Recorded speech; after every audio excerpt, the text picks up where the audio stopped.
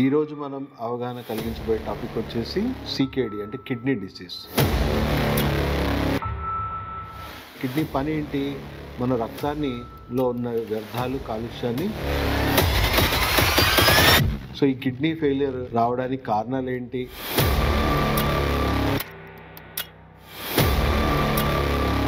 కొన్ని లక్షణాలు మీలో ఇవి ఉన్నాయి అంటే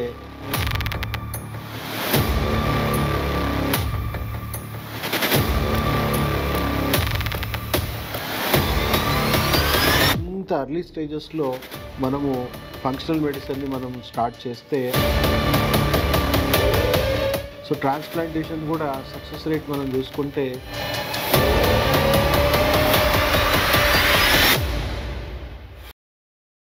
ప్రేక్షకులకు నమస్కారం. నేను మీ డాక్టర్ పిఎస్ సాగర్.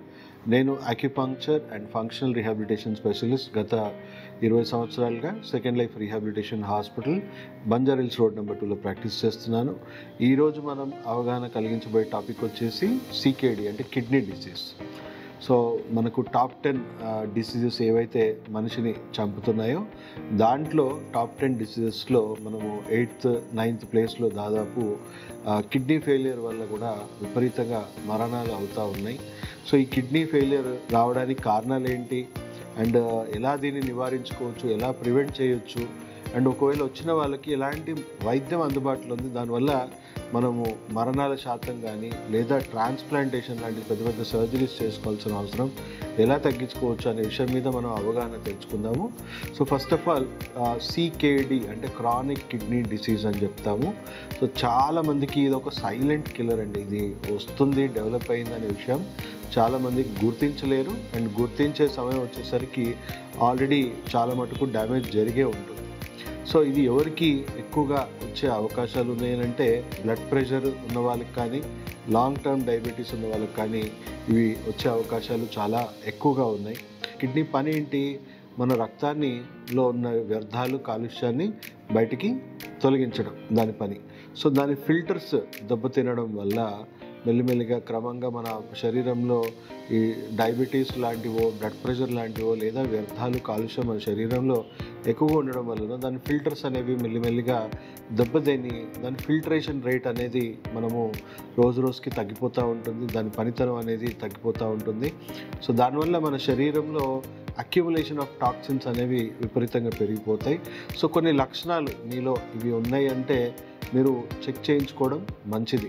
ఎలాంటి లక్షణాలు అంటే ఒకవేళ మీరు యూరిన్ పాస్ చేసినప్పుడు చాలా ఫ్రాతీగా అంటే నురుగు ఎక్కువగా రావడము అండ్ విపరీతంగా దాహము అనేది క్రియేట్ అవ్వడము, డిహైడ్రేషన్ ఫీల్ అవ్వడము అండ్ చర్మం ఊరుకురికే పొడిబారిపోవడము అనేది చూడొచ్చు. చర్మం రంగు మారిపోవడము లేదా కాళ్ళలో, చేతుల్లో ఏదైనా శరీరంలో వాపులు గమనించడము, మన కంటి కింద ఏదైతే ఉంటుందో అక్కడ కూడా మనకు ఒక్కొక్కసారి వాపులు గమనించవచ్చు. రకరకాలుగా అంటే ఎముకలు బలహీనపడ్డం, ఎందుకంటే ఎముకలు కూడా మెయింటైన్ చేయాల్సింది కిడ్నీ. ఎముకలు బలహీనపడ్డము, ఎముకలకు సంబంధించిన సమస్యలు రావడము, గౌట్ లాంటి సమస్యలు అంటే యూరిక్ యాసిడ్ ఇవన్నీ శాతం పెరిగిపోయి మన ఎముకల్లో మనకి విపరీతంగా జాయింట్ పెయిన్స్ ఇలాంటివి రావడము. రకరకాల కారణాల వల్ల మనం చెప్పొచ్చు. ఇలాంటి లక్షణాల్లో మీరు ఉన్నాయంటే కిడ్నీ ఫంక్షనాలిటీలో ప్రాబ్లమ్స్ వచ్చినాయని చెప్పొచ్చు. ఈవెన్ చెవి వెనికిడి సమస్య ఏజింగ్ ప్రాసెస్లో కిడ్నీ ఫంక్షన్ లోపించడం వల్లనే అవుతుంది. ఎముకలు బలహీనపడడం కూడా కిడ్నీ బలహీనపడినట్టే అని మనం అనుకోవచ్చు. స్టేజెస్ మనం ఎలా చూసుకోవాలి అంటే GFR అంటే గ్లోమెరులర్ ఫిల్టరేషన్ రేట్ అనేది GFR అని ఒక స్టడీస్ ఉంటుంది. మనం చూసుకుంటే కిడ్నీ పనితనం ఎలా ఉంది అంటే క్రియేటినైన్ కానీ టాక్సిన్స్ కానీ ఎలా ఎలిమినేట్ చేయగలుగుతుందో చూసుకుంటే దాదాపు 90+ అటు ఇటు ఉందనుకోండి, మనం ఫస్ట్ స్టేజ్ అంటే ఫంక్షనాలిటీ బాగానే ఉంది కానీ పనితనంలో మార్పులు స్టార్ట్ అయినాయని మనం చెప్పుకోవచ్చు. ఆల్మోస్ట్ 89 to 60, 70s మధ్యలో వచ్చింది అనుకోండి, మనకి సికేడి 2 అని చెప్పవచ్చు, అంటే సెకండ్ స్టేజ్ వెళ్ళినట్టు. అలా మనకు అది తగ్గిపోతూ మనం 19 బిలో వచ్చేసిందంటే కిడ్నీ పనితీరు పూర్తిగా మందగిచ్చింది అన్నట్టు, అంటే మనకు స్టేజ్ 5 దాకా వెళ్ళిపోయి ఉండొచ్చు. ప్రస్తుతానికి ఎలాంటి వైద్యం దీనికి అందుబాటులో ఉంది అండ్ ఎలా మనం ప్రివెంట్ చేసుకోవచ్చు. ఎంత ఎర్లీ స్టేజెస్లో మనము ఫంక్షనల్ మెడిసిన్ని మనం స్టార్ట్ చేస్తే అంత తక్కువ డ్యామేజ్తో మనం బయటపడవచ్చు. సో ప్రస్తుతానికి ఏం చేస్తున్నారు అందరూ, డైట్ ఇమీడియట్గా చేంజెస్ చేస్తున్నారు. ఆబ్వియస్లీ డాక్టర్స్ కూడా డైట్ చేయమని చెప్తారు. ఎందుకు, కిడ్నీ మీద ఎక్కువ ప్రెషర్ పడకుండా ఎక్కువ ప్రోటీన్స్ తీసుకోవద్దని చెప్తారు.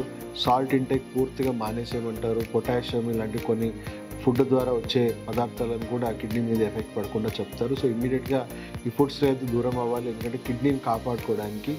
అలాగే మెల్లిమెల్లిగా డ్యామేజ్ అవుతున్న కొద్దీ CKD 3, 4 దాటాక మీకు కిడ్నీ ఫంక్షనాలిటీ పూర్తిగా పడిపోయింది కాబట్టి సిరం క్రియేటినైన్ లెవెల్స్ మెల్లిమెల్లిగా 1.5 దాటిపోయి 4, 5, 10, 15 అట్లా వెళ్ళిపోతూ ఉంటుంది. సో అప్పుడు డయాలసిస్ అనేది సజెస్ట్ చేయడం జరుగుతూ ఉంటుంది. సో ఇప్పుడు ఈ డయాలసిస్ చేసుకోవడం వల్ల కిడ్నీ పూర్తిగా ఇంకా ఫంక్షనాలిటీ కోల్పోయి ఇదైపోయాక ఇంకా కిడ్నీ ట్రాన్స్ప్లాంటేషన్ వైపు వెళ్తూ ఉంటారు.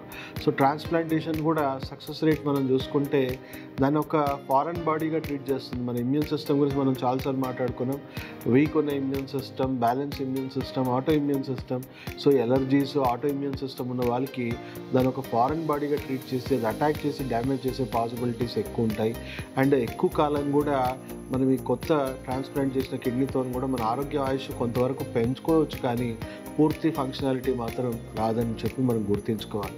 సో ఎంత అర్లీగా మనం వీటిని గుర్తుంచుకొని ఎంత త్వరగా మనం ఫంక్షనల్ మెడిసిన్ ట్రీట్మెంట్ తీసుకుంటే మనం ఇంకా ఫర్దర్ స్టేజెస్ పెరగకుండా ఉంటుంది. అండ్ కొంతవరకు ఆ డ్యామేజెస్ని రివర్స్ చేసే అవకాశాలు కూడా ఉంటాయి. సో ఇప్పుడు ఎలాంటి వైద్యం అందుబాటులో ఉంది ఫంక్షనల్ మెడిసిన్లో చూసుకుంటే, ఇప్పుడు ఆల్రెడీ డయాలసిస్ మీద ఉన్న వాళ్ళకి ఫస్ట్ ఈ సజెషన్ మనం వర్తిస్తుంది. So already doctor Vishwaroop Roy Chaudhary అని చెప్పేసి నాకు చాలా మంచి మిత్రుడు, నార్త్లో దీని గురించి చాలా అవగాహన తీసుకొస్తూ ఉన్నాడు. సో వాటర్ డయాలసిస్ అనే ఒక కాన్సెప్ట్ వరల్డ్ వైడ్ ఆల్రెడీ ఇది పబ్లిష్డ్ జర్నల్స్లో ఉంది, కానీ దీన్ని హాస్పిటల్స్లో వాడుకోవట్లేదు. ఎందుకంటే ఇది లాభం అనేది చాలా మటుకు ఇబ్బంది పడుతుంది. అంటే చెప్పాలంటే కార్పొరేట్ ఇండస్ట్రీకి ఎక్కువ లాభం లేదు కాబట్టి ఆ వైద్యాన్ని ఎక్కువ పాపులారిటీ చేయట్లేదు. సో ఏం లేదండి, మనిషిని ఒక వాటర్ టబ్లో అప్రాక్సిమేట్లీ 40 degrees టెంపరేచర్ని, అదే టెంపరేచర్ని మెయింటైన్ చేసి ఒక ½ an hour to 45 minutes మనం అలా ఉంచగలిగితే మన బ్లడ్లో నుంచి, అంటే మన బ్లడ్లో ఉన్న టాక్సిన్స్ ఏవైతే కిడ్నీ ఫిల్టర్ చేయాల్సిన టాక్సిన్స్ ఉన్నాయో స్కిన్ పోర్స్ నుంచే మెల్లిమెల్లిగా రిలీజ్ అయిపోయి కిడ్నీ మీద భారం తగ్గుతుంది. దానివల్ల ఊరికే డయాలసిస్ తీసుకోవాల్సిన అవసరం చాలా మటుకు తగ్గుతుంది. అండ్ కిడ్నీకి చాలా మంచి రెస్ట్ దొరుకుతుంది, ఎందుకంటే దాని పని ఇంకో మార్గంలో మనం జరగడం వల్ల కిడ్నీకి మంచి రెస్ట్ దొరుకుతుంది. సో అలాంటి కిడ్నీని మనం మంచి హెర్బల్ మెడిసిన్స్ అండి, కార్డిసిప్స్ మైసీలియం అని ఒక అద్భుతమైన మనకి హిమాలయ పర్వతాల్లో మాత్రమే దొరికే కొన్ని హర్బ్స్ ఉన్నాయి. సో గోక్షూర ఇలాంటివి ఎన్నో మంచి ఔషధ మొక్కలు ఉన్నాయి. వీటి వల్ల ఏంటంటే డ్యామేజ్ ఆర్గన్స్ని కూడా మళ్ళీ రీజనరేట్ చేసుకోవచ్చు, మన ఇమ్యూన్ సిస్టమ్ని మెల్లిమెల్లిగా మనం రీప్లేస్ చేసుకోవచ్చు. దానివల్ల స్టెమ్ సెల్ థెరపీ, తర్వాత యాక్యుపంక్చర్ ట్రీట్మెంట్, ఇవన్నీ combination of functional medicine treatments ద్వారా చాలా మటుకు కిడ్నీ ఫంక్షన్ని మెల్లిమెల్లిగా కోలుకునేలాగా చేయొచ్చు, నార్మల్ స్థితికి తీసుకురావచ్చు. దానివల్ల డయాలసిస్ని కూడా మనం అవాయిడ్ చేసే పరిస్థితి కూడా క్రియేట్ అవుతూ ఉంటుంది.